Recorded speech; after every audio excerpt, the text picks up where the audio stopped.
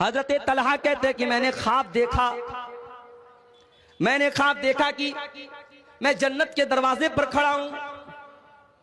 इतने में जन्नत में से एक आने वाला आया, यानी फरिश्ता आया, और उसने उन दो भाइयों में जिसका इंतकाल बाद में हुआ था उसको जन्नत में जाने की इजाजत दे दी, और उसके बाद जो अल्लाह की राह में शहीद हुआ था, जो मेहनती लड़का था, जो मेहनती इंसान था, उसको उसके बाद जन्नत में जाने की इजाजत दी।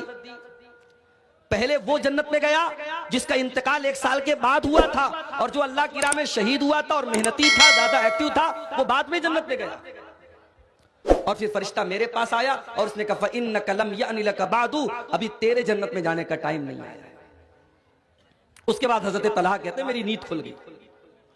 सुबह मैंने ये ख्वाब जब सहाबा को बताया, लोगों को बताया, तो सहाबा को बड़ी हैरत हुई कि ये कैसे संभव है, ये कैसे पॉसिबल है। एक इंसान दीन के काम में आगे आगे रहता था, मेहनत करता था, अल्लाह की राह में शहीद हो गया था, वो बाद में जन्नत में जा रहा है, और जो उतना ज्यादा मेहनत नहीं करता था वो पहले जन्नत में जा रहा है। ये कैसे पॉसिबल है? जब ये बात अल्लाह के प्यारे नबी जनाब मोहम्मदुर रसूलुल्लाह सल्लल्लाहु अलैहि वसल्लम तक पहुंची, तो आपने सहाबा से पूछा कि किस बात पर तुम्हें हैरत हो? सहाबा ने कहा अल्लाह के नबी, जिसका इंतकाल बाद में हुआ वो पहले जन्नत में कैसे चला गया, ये बात हमको समझ में नहीं आ रही है। अल्लाह की राह में शहीद होने वाला और दीन के काम में ज्यादा मेहनत करने वाला बाद में, और वो इंसान पहले जन्नत में चला गया, ये कैसे हो गया? आपने फरमाया सुनो, अलैसा कद मकस बादहु सनतन, जिसका इंतकाल बाद में हुआ था, क्या उसको 1 साल और ज्यादा नहीं मिला जिंदगी में? साहबा ने कहा 1 साल उसको ज्यादा मिला। अलैसा कद अद्रक रमजान, क्या उसको जिंदगी में 1 रमजान और ज्यादा नहीं मिला? हाँ अल्लाह के नबी, उसको 1 रमजान और ज्यादा मिला। वसल्ला फी सनतिन मिन सज्दती कज़ा व कज़ा, और साल भर में उसने इतनी ज्यादा नमाजें अपने भाई के मुकाबले में ज्यादा पढ़ी कि नहीं पढ़ी? हाँ अल्लाह के नबी, उसने 1 साल की ज्यादा नमाजें पढ़ी।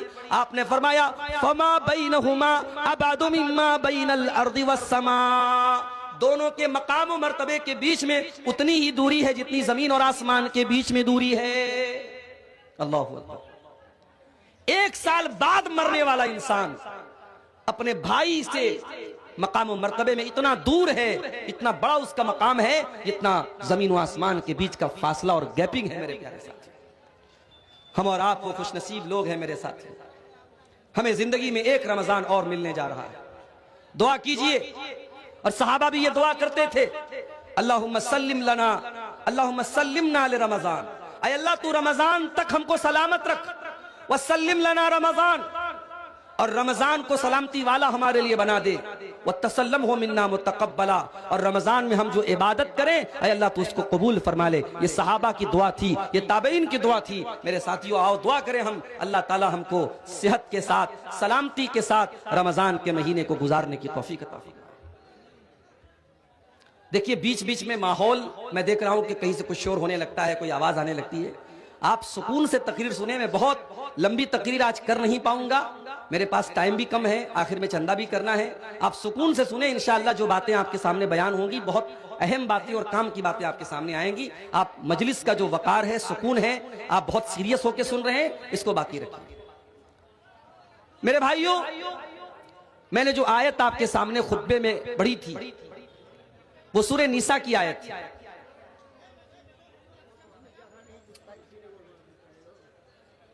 सूरह निसा की उस आयत में अल्लाह ताला ने ईमान वालों से एक वादा किया है। जरा उस वादे को देखिए, अल्लाह ने क्या वादा किया। इन तजतनिबू कबाइर मा तुनहूना अन्हु, अगर तुम बचोगे बड़े बड़े गुनाहों से, कबीरा गुनाहों से। इन तजतनिबू कबाइर मा तुनहूना अन्हु, अगर तुम उन बड़े बड़े गुनाहों से बचोगे जिनसे तुमको मना किया जाता है, रोका जाता है।